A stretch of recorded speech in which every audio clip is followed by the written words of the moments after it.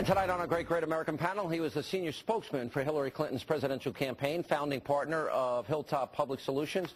Mo Elleithee is here, and she's a columnist for AMAC and the author of Outnumbered. Jedediah Bila is back. He's a Republican congressman from the great state of Texas. Our buddy Louie Gohmert is here. You know a thing or two about Fast and Furious. Know something about it. How big a problem for the president? It's a huge problem. Well, it's a problem for America, for goodness sake. Yeah. And when you got the Attorney General of our country, the highest justice official, saying in our hearing to the judiciary, he said, look, there are political dimensions to justice. No, there are not. If it's justice, it's blind. Yeah. But there are to him. And so what we're finding out is in his Justice Department, there are political dimensions.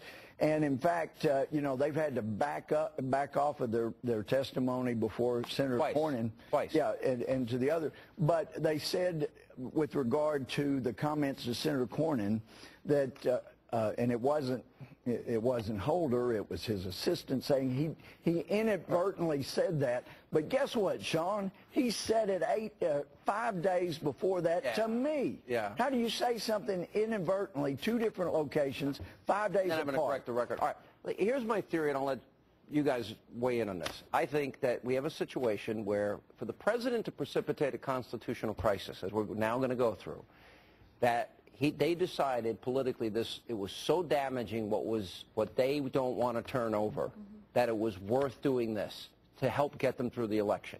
Am I right or wrong? If they have nothing to hide, why aren't they just handing over the documents and proving, hey, we have nothing to hide?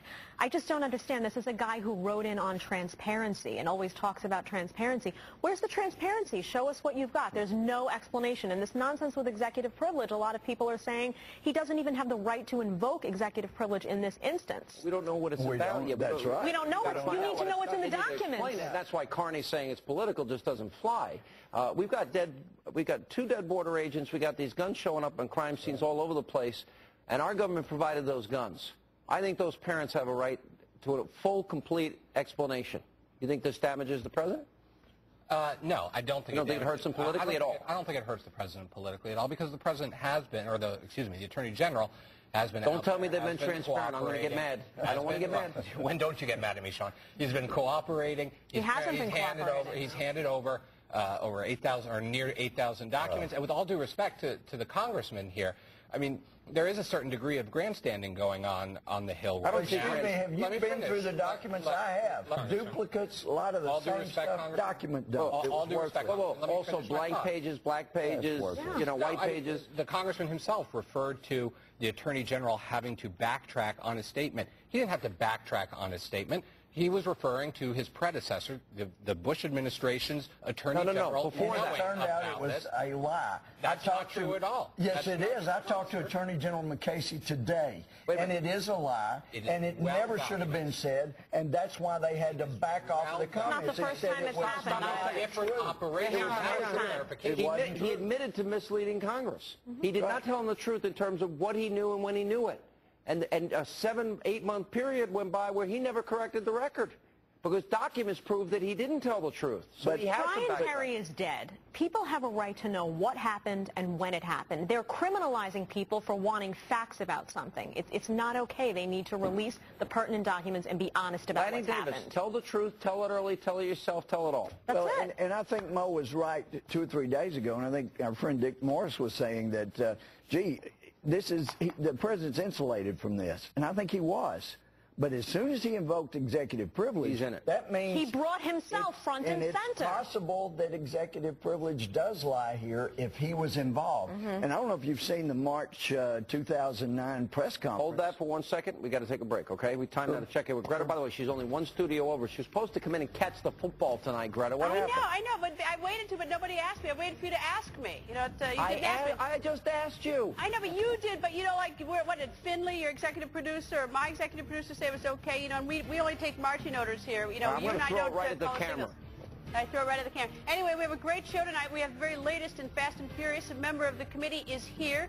Plus, we have the very latest on what's just happened. Moody's has just downgraded 5 major U.S. banks, which is going to have potentially huge impact on a number of Americans and their money and their futures, and causing all sorts of concern in a very volatile financial environment. That and much more. Back to you. All right, Greta, catch more of our Great American panel straight ahead.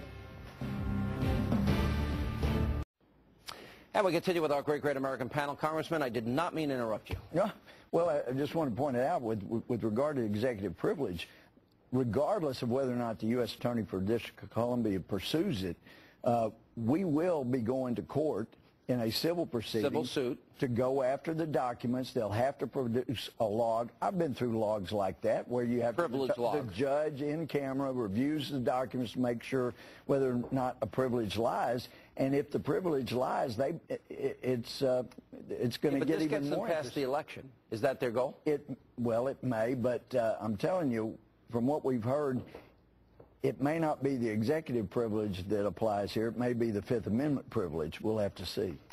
You really think it's going to be, you think there's a good chance this goes criminal? You're not supposed to lie to Congress. At least that's what the Justice Department said about Roger Clemens.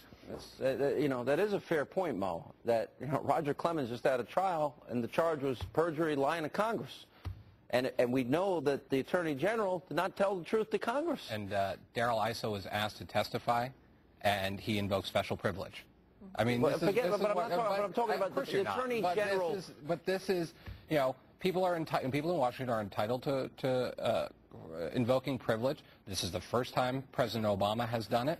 His predecessors, both of his predecessors, the Democrat and a Republican, did a lot more. He's talking about Bush. I said he's not president anymore. Right? And President Clinton. It's funny, too, that he's trying to say that the economy, well, you know, we want to talk about the economy, you're a distraction, and I keep thinking, Obama, you really want to talk about the economy? Because that's not a strong point for you either. Seems like no matter what direction he goes in, Fast and Furious, all these scandals, the economy and what he's done, the massive spending, the debt, there is no win for this guy right now, and I think he knows it. And Mo and I were talking before we went on the air. I think the president is the one thing that he's held on to and he's losing as he accuses Republicans of wanting dirty air and water and not caring about kids with autism and Down syndrome. He's losing his likability. This is not the same guy, hope and change, positive, upbeat, you know, not red America, blue America, U.S., you know, with the United States of America. He's losing that moment. And internationally, too. You know, this was the guy who was going to make the whole world love us, supposedly, and that hasn't happened either. Our favorability internationally has gone down since he's been in office. What happened at that summit was embarrassing. I know. I sit through, we talked about this before, I sit through a lot of focus groups in a lot of different places with some pretty tough rooms for Democrats. One thing the president still has is his likability. Who doesn't have any likability Chipping away. is Congress. Well, but the one thing he also has is, he's attacking you. Well, I think the congressman would But the one thing he does have, and he'll have a lot more of after the election, is flexibility. That's true. Yeah. All right, guys, it's going to be interesting. All right, thank you both, all three of you, for being with us. And when we come back, I hop on the Romney bus. I get a behind-the-scenes look at life on the campaign trail. We'll be joined by Ann and Governor Mitt Romney next.